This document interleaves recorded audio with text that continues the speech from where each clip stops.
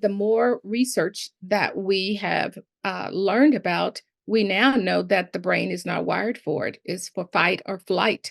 And that's what we found most of our ancestors doing. They were hunters. There was no need for learning the letters of having the letters of the alphabet. It wasn't until later on down the line that we really started looking at that.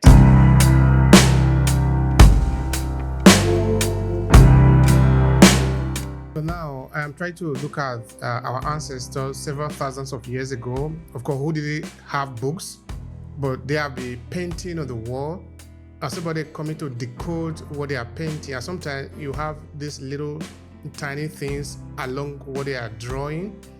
Of course, this is dating back several thousands of years ago. So if we are talking of reading, I don't know what you would like to say about that, sort of reconcile the conversation on whether our brain actually is meant for reading or not, or since when have we been training ourselves to read?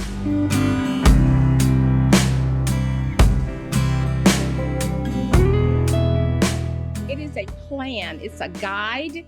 And as my colleagues read through it, they're going to see a constructive cognitive pathway to guide kids, not only for phonics, but also to move them to comprehension, because that's what we really want kids to be able to do.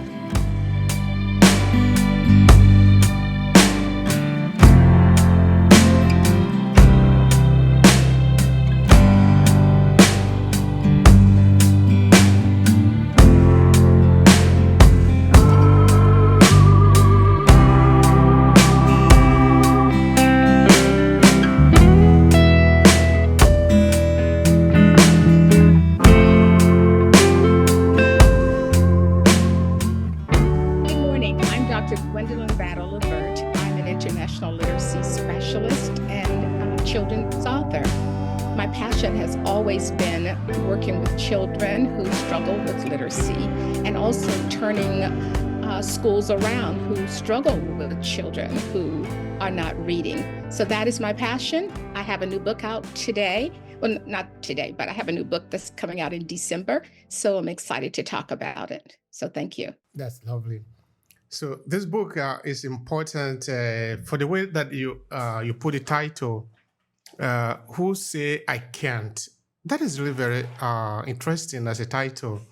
So let's talk about that for a moment. What is about that title? Well, that's a great question to start off with. Who says I can't? Well, the research, because I'm a researcher also and a practitioner, I look at what research says that 95% of our children are capable of reading from a cognitive perspective. So that means only about 15% of our kids will struggle with reading, but they will need some targeted intervention. So that's why we came up with the title, Who Says I Can't? Because you can't tell me that I can't. If a child walks into your classroom and they're from a marginalized group, whether African American, Hispanic, children of poverty, no one can tell them that they cannot read because they can. So that means that when I say we, I'm talking about teachers. We have to always have a positive mind and saying that they can do it. So who says I can't? You're wrong. I can. And here's the plan. All right, that's lovely. But personally, why are you so interested in this conversation? What is motivating you around it? Well, I think I have to go back a little bit. My mother always, and I have to put her in it because she was a reader. And when she was told that I had difficulties with reading, she was appalled at that.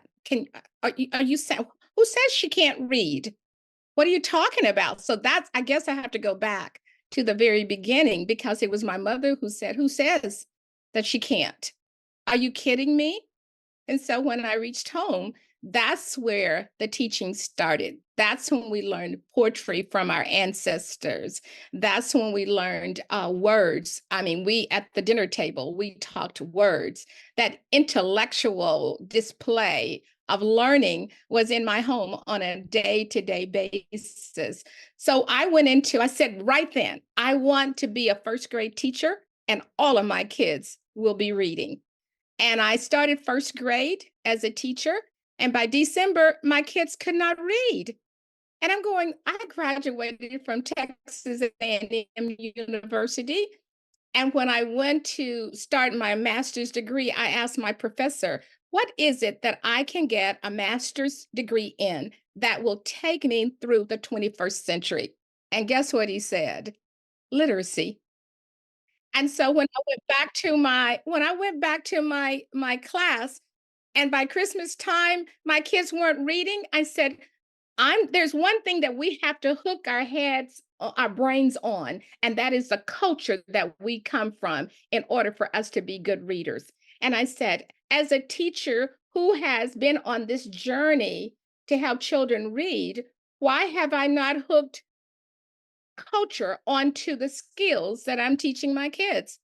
So I started reading and writing stories that really cause kids to want to read stories about people that they could find in their communities. And then I hooked the those vowels that they needed to. I understood the connection of the brain. So I started putting those patterns in there. But first thing, I got on my knees and I asked God to forgive me that I had forgotten what I told him I wanted to do when I was a first grader and how my mother helped me. And I was so busy trying to move through the curriculum, page after page after page, that the school district wanted me to do, that I had forgotten my purpose. And so by the end of the school year, oh, there were 4 housing projects around my school. See, I get too excited about this. Housing there were 4 housing projects around this school. And so I said, I need to go and talk to parents. I can't I can't make them feel that I'm in this ivy tower and that I'm not reachable.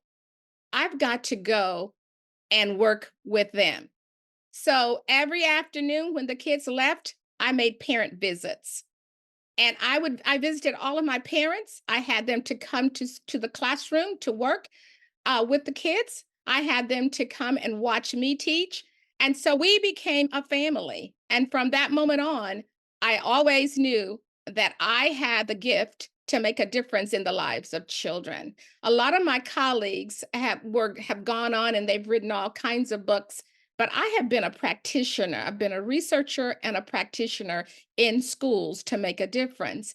And now I feel today that it was my time to write the book that I needed to write. And this is it. Thank you so much for that. Who said I can't? And who are you directing this book for? I mean, who do you hope are going to read this book when it's finally out by December of this year? Well, I want all teachers to read it, really. I know everybody has their way of teaching reading, but I think once they see the plan, because I'm gonna put my glasses on so I can read what I wrote here. It is a plan. It's a guide, and as my colleagues read through it, they're going to see a constructive, uh, cognitive pathway to guide kids not only for phonics but also to move them to comprehension, because that's what we really want kids to be able to do. We want them to be able to connect with the author. And so when they see this guide, because most teachers will say, well, how do I teach reading? I have to tell you this one story. I had the district that I was in before the pandemic, where I was a principal, and I called myself an instructional leader. And so she said, Dr. Lavert, I know I was not hired by you. The HR department hired me. She said, but I'm so glad to be with you. She said, my mother-in-law said that you were a literacy specialist, and I don't know how to teach reading. But my mother-in-law said, don't worry about it. Dr. Lavert will show you how to teach reading. And so, with that in mind, there are so many teachers who are coming out of colleges of education who understand the methodology and pedagogy of reading, but they really don't understand the systematic approach. And it's hard work, but it's heart work. So when you start working in the heart and put the structure together, then you understand how to teach reading. Hmm. How do you really teach reading? Share some of your experiences with me. Well, number one, you have to use data. Data is so important. So it's very important. I don't make assumptions about where children are because every child is different. And so I have to differentiate the instruction. But before I can differentiate instruction, I have to know where they are. Now, the science of reading and the National Reading Panel came up with five strategies that kids have to be taught, and they're put on a continuum. They are number one, phonemic awareness or phonological awareness. So you build that auditory system because we know, and this is very important, we know that the brain was not meant to read. And so we can't go into a classroom with presumptions about where they're going to be, how they're going to be it. But the brain was not wired for reading. And so we have to teach phonological awareness, the sounds of language, so they can hear the sounds. A lot of teachers will start off with the letters right away. No, we have to start off with hearing the sounds of words. And so let me give you a real good example. For example, I may say, I love to read. How many words did you hear in that sentence that I just said? I love to read 4 words. So it's just awareness of words. And then the rhyme, the rhythm and the rhyme. So there's a lot of rhythms and rhymes that I'm going to teach and songs. Jack and Jill went up the hill, hill, Bill, Sill. So there's a lot of singing and rhymes and chants and things so they can hear the sounds of language. And I have to tell you this, I'm going to stoop down just for a second because I've got to get something, okay? All right, go ahead. Oh, here we go. These are my bunny ears. And so I said, your ears have to be so big and so wide that you can hear the sounds. Okay. So if I say teacup, how many sounds do teacup? How many parts did you hear? 2 parts. So I've introduced level 1 of phonological awareness, which Emerald Deschamps wrote this book, and he says you've got to teach them to listen for the sounds. Sometimes parents don't quite understand that. They said, well, my child, they started talking when they were 1 or 2 years old. But there's a difference between talking and understanding the sounds. So it's totally different when we're training our parents on this and also new teachers. So Emerald Deschamps says we start off with word awareness, then we do rhymes, and then we start them with segmenting and blending whole words. It's kind of like if you have a funnel, you know what a funnel is? You're measuring something. So let's say we're putting water down the funnel. So it starts at the top and it comes all the way, it's big, and then it comes down to that little part. Let's put a word in there. It starts off, let's say it's mat, and then it comes down all the way, and then you see the at. So each individual sound finally comes down the funnel. So that's a great example that I give teachers and a great example that I give students when I'm doing that. Then finally, we move into the letters. But before we show the letters, we're showing pictures. And then after they understand the difference, I may say, okay, so there's a cat, a mat, and a map. Which 2 words have the same beginning sound? Because we're looking for the sound. There are no letters, just working with sounds. And then finally, I'm going to put the letter M there and then show them how to make the letter M. And so they understand it. So I'll use those consonants that are strung out. And then from there, we move into alliteration. Bat and bee and bunny all begin with what sound? B. Can you find the letter B up here? So they hear the sound and then they move into the letters as quickly as possible. And then they move into print. From there, we move into onset and rhyme, where if they know the at family, they know bat and cat and rat and sat. And then we introduce high frequency words, those sight words that they can know, that they can figure out right away. And from there, we move into decodable books. So now they're reading a story. So I always tell my teachers when I'm working with them, by December, if you're in a kindergarten classroom, by December, all of our kindergartners are reading. And they've done level 1 of phonological awareness. They've done level 2. And in the mix of all that, I'm reading stories to them. This is the decodable textbook. Mm-hmm. Look at the dog. So they'll know. Look at the dog. Look is a sight word. At is a rhyme, because if they know at, they know bat and sat and cat. The is a sight word, and dog. Og is a rhyme. So that if they know dog, they know tog, they know rog, they know bog.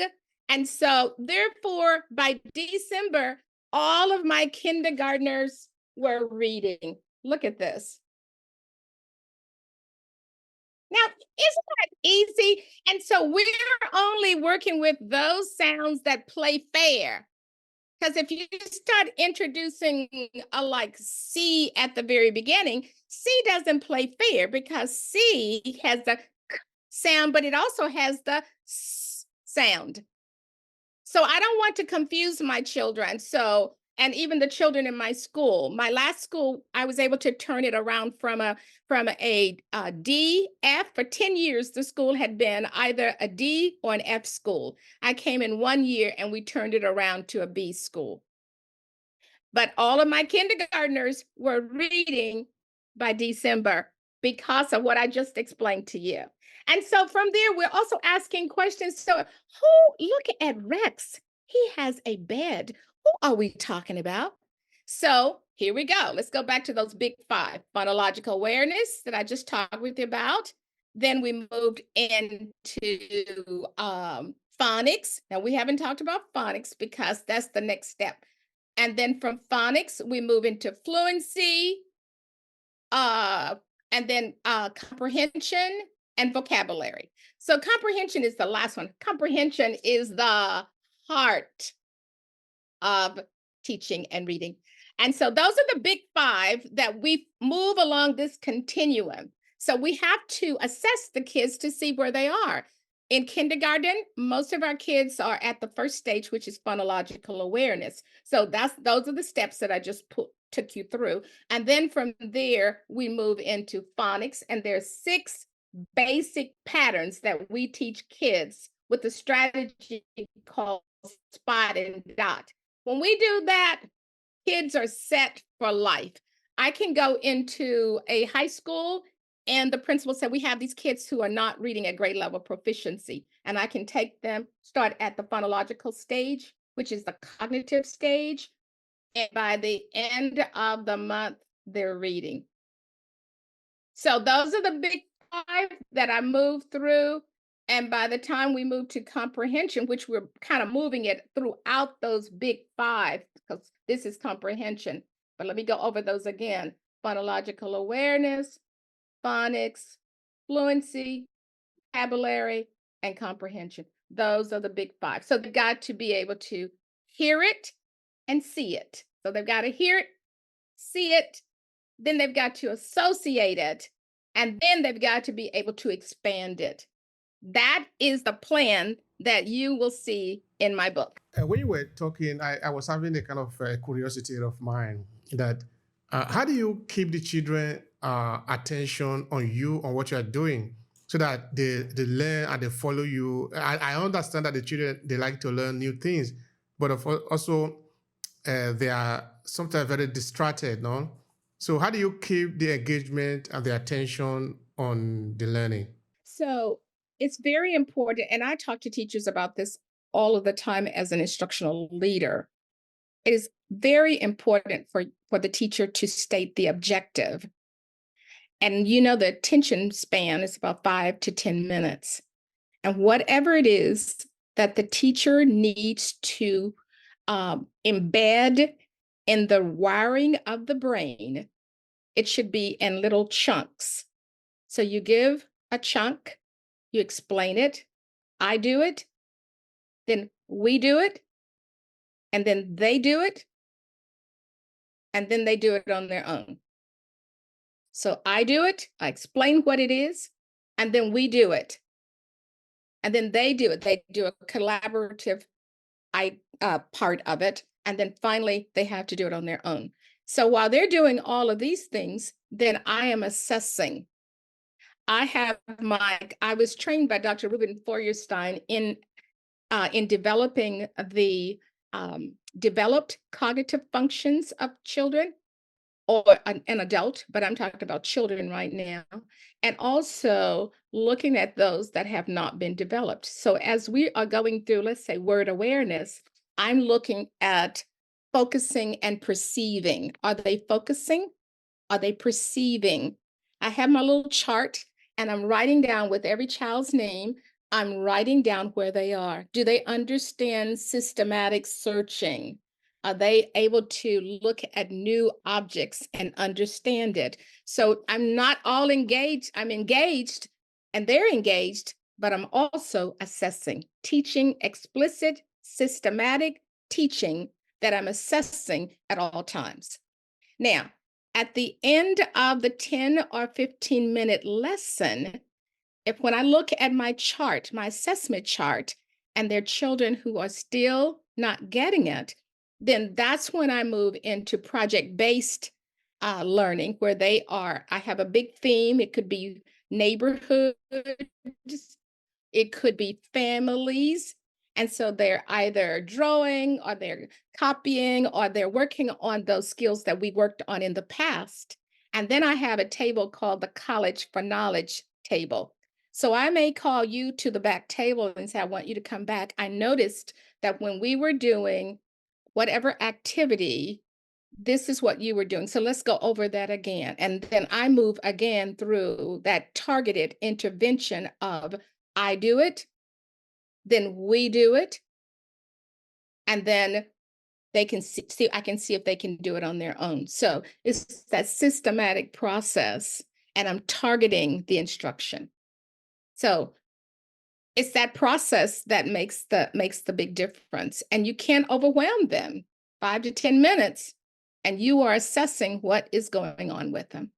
Now, tell me about the role of visible object to teach them, or what you might refer to as visible learning for these children. How important that might be for you to make the learning more effective with the children. Well, that visible learning, it is to be all and in all of the primary students' time in the classroom. Everything has to be visible to them. And that's what I put in my chapter. What chapter is that? That is chapter 3, observing visible meaning. And that's when I was chatting with you about having my cognitive function assessment sheet.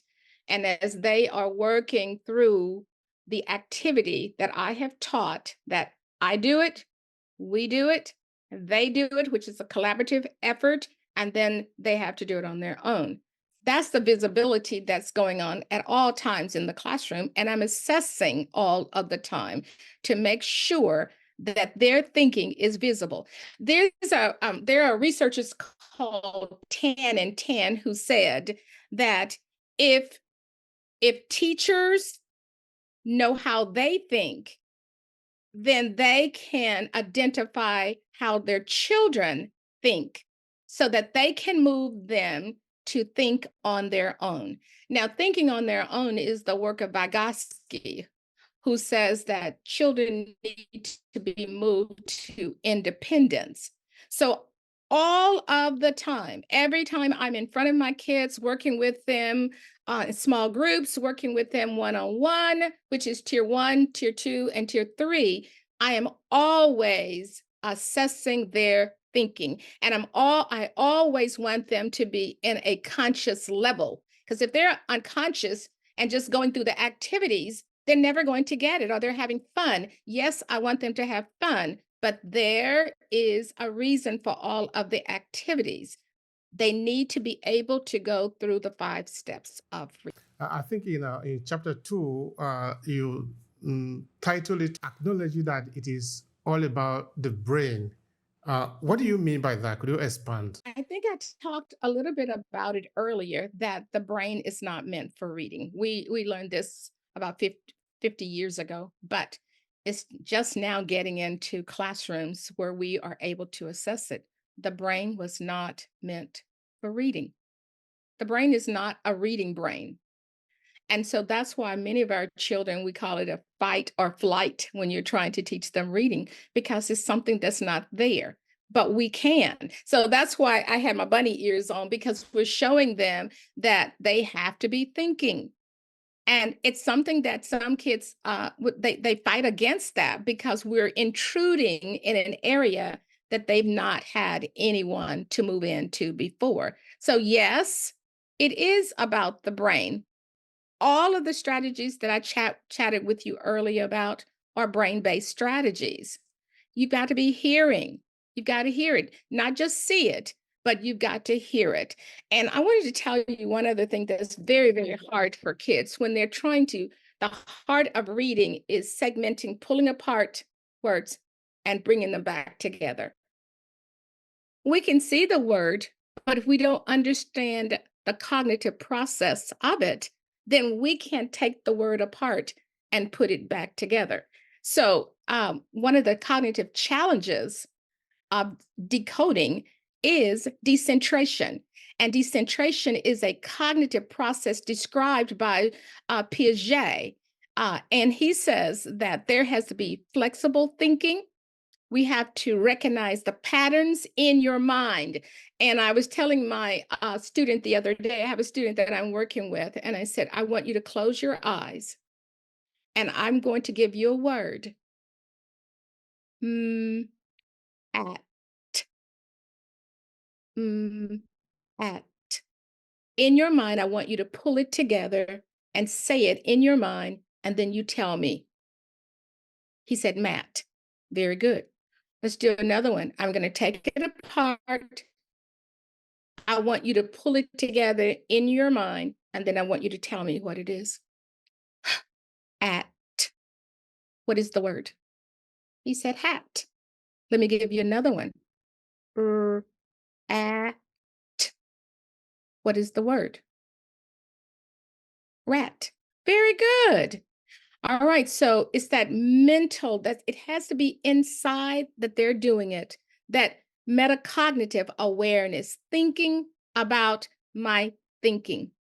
And if they can think about their thinking, if they can recognize the patterns in their mind, and if they have flexible thinking, then they're going, when they're reading the story that I've just shared with you, they're reading the story, and when they see that word, they're doing it inside, they're consciously aware. So that whole thing about the brain is that they're consciously aware. Look at Rex. He has, and if he stumbles on this, he's just staring at it. Say in your mind, say the first sound that you hear. That letter has a sound. Say it inside your head. Are you saying it? And I can tell if they're saying it. So if I say, I'm going to do it in my head. Did you see me do it? Hat. I'm going to do another one. I'm going to do at. The word is Matt.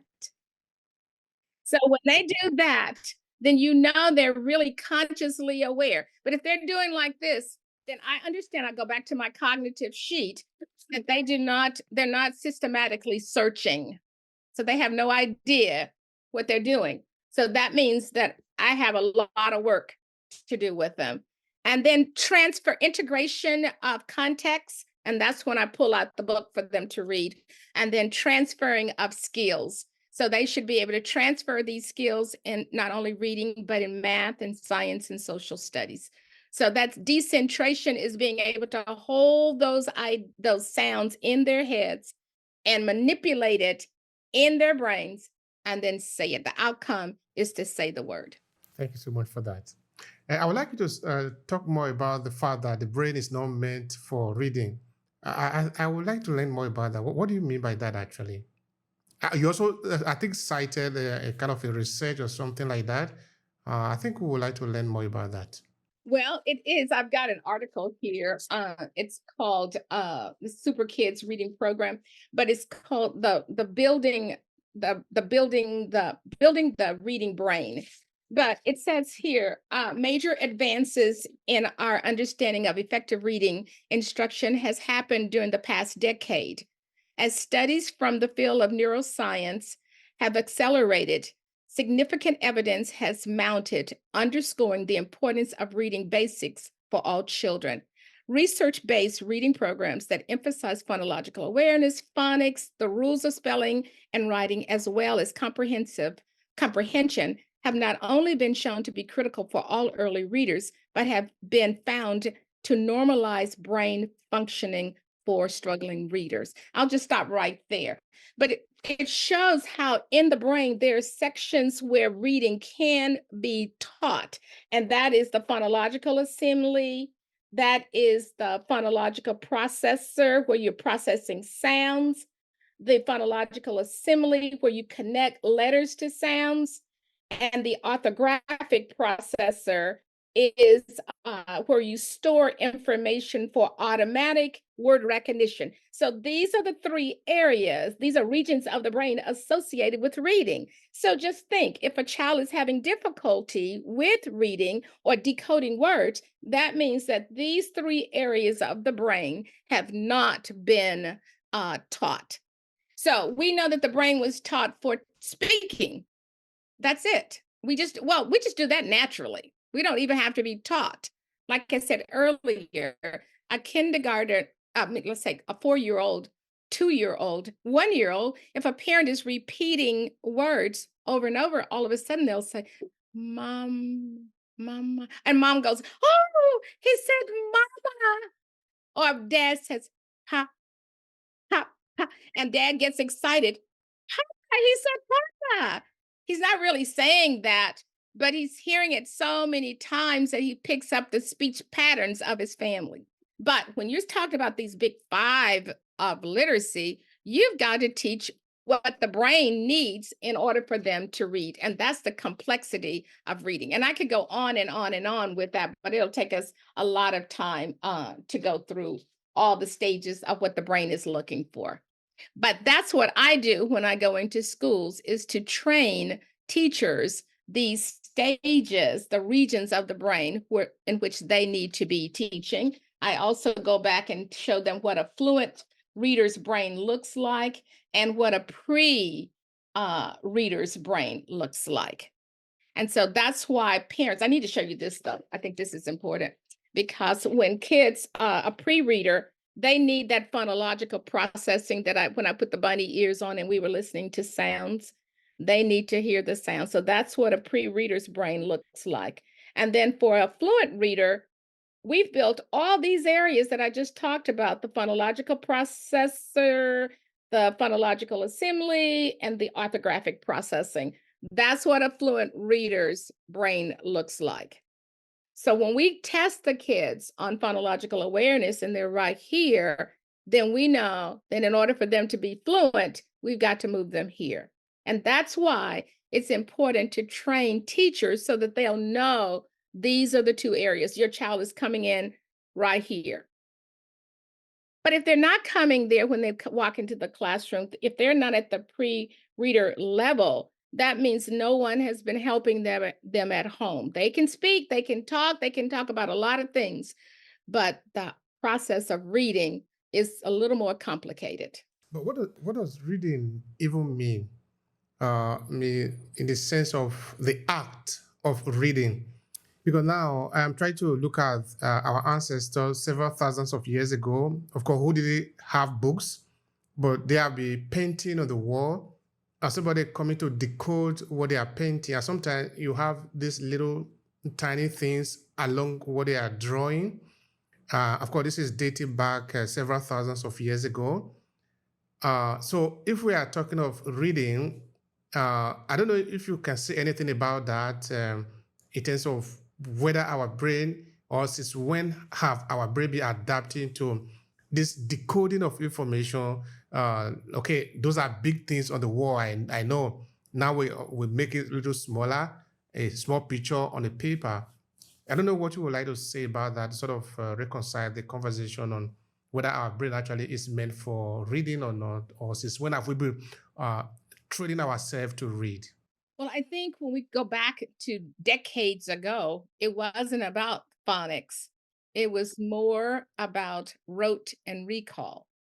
Even when I grew up, it was more about rote and recall, just looking at a word and memorizing it and seeing that word over and over and over.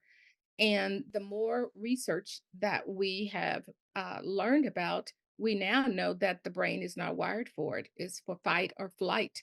And that's what we found most of our ancestors doing. They were hunters. There was no need for learning the letters of having the letters of the alphabet. It wasn't until later on down the line that we really started looking at that. So pretty much it was rote and recall. But now that we know the science of reading, that there is a method to the brain, and we've started to do that, and now is trying to get everybody trained in understanding this process and the role that the brain plays in it. So that's pretty much all because it's a complicated process. So now, does it mean that any child or any person can be trained to read? That we naturally have the possibility of being able to be trained to read, even though we might not naturally be prone to reading. But if we are taught to read, we can read. Anybody can read. I don't know if you can say anything about that. Research shows this that 95% of our children can learn to read. 95%. They're cognitively capable of learning how to read. So then that means you have what, about 15%, uh 5%? No, 5%. Yep, we have 95. So we have 5% of children who will have some type of difficulty for some reason or the other. And so that's why we have to target the instruction. But 95%. So then if they're not reading, then we have to go back, and this is just my research. We have to go back and observe what is happening in classrooms. What does the instruction look like? So when I said to you, this is the process that I would go to through in teaching reading, I do, I do it, and then we do it together, and then they do it in collaboration in small groups. So they're doing it where the teacher can observe it. And then finally, the child is able to do it on their own. So the teacher is constantly watching students through the process. And then if they're not getting it, that's where and when the targeted instruction takes place, or the targeted intervention takes place in order to correct or to build whatever needs to be built in the brain for the child to get it. All right. I don't know if you want to say something about chapter 6, where you make mention of, I think, connecting the phonics or making the phonics connection. Could you say Yeah. anything about that? Yeah. Phonics is about putting the sounds and the letters together.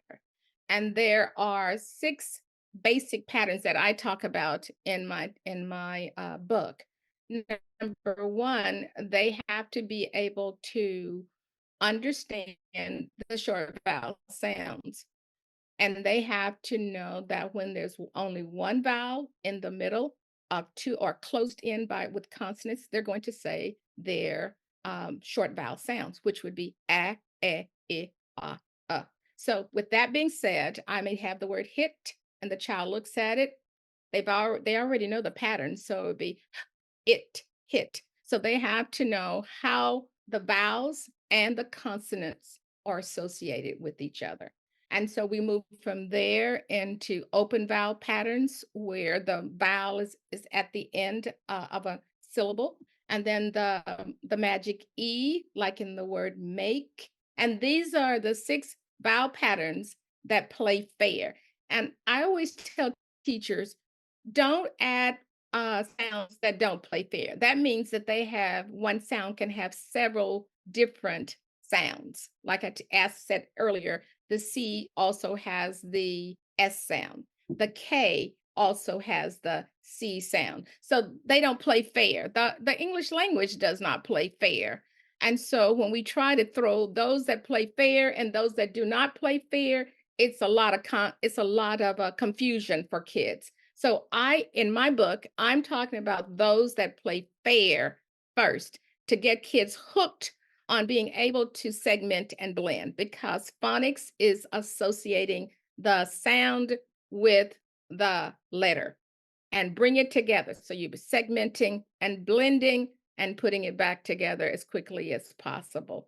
Because that's one of the major problems for our children, is that if they cannot decode automatically, they look at a word, they say it, and they move on. If they're staying at a word too long, then they've lost the meaning, they've lost the author's purpose in writing the book. So we want them to be automatic and fluent in their decoding of words.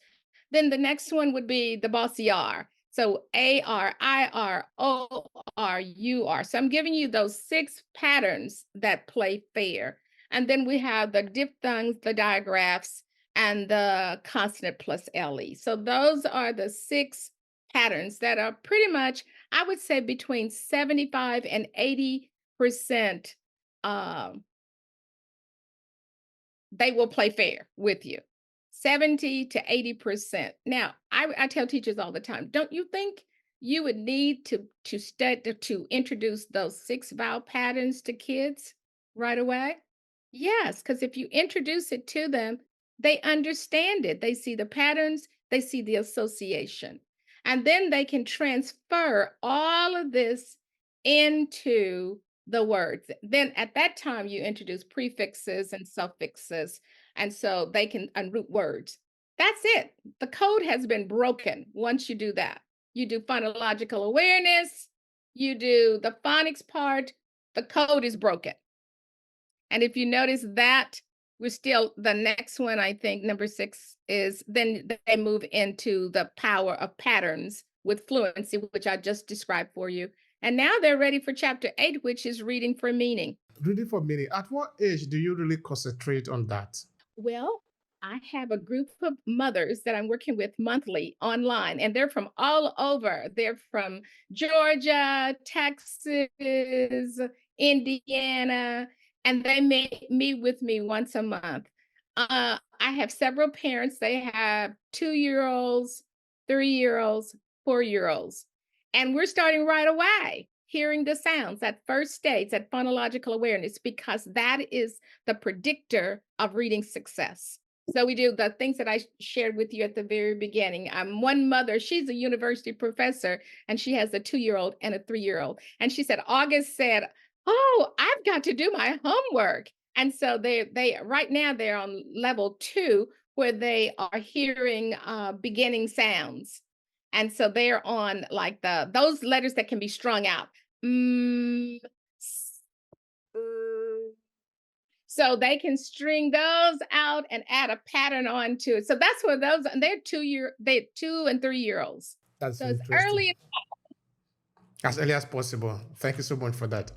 Now, of course, the book is not yet out, so we can't tell the people go buy it at the moment. But for those who want to learn more about your work, who want to follow you, how can they reach out to you? Please share with them. Well, if you want to reach out to me, you can go to my LinkedIn page, and I have my email there, and you can contact me, and I'll be more than happy to talk with you. Last year, I worked with a school in Indianapolis. I flew there 3 times and talked with the principal, Zoom, I think nearly every day, because she was a math teacher, so she knew nothing about literacy. Limited, I shouldn't say not anything, but limited information about literacy.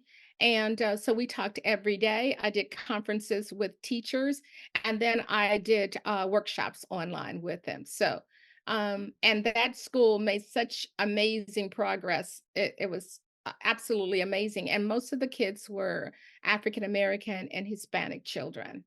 And most of the Hispanic parents did not speak English.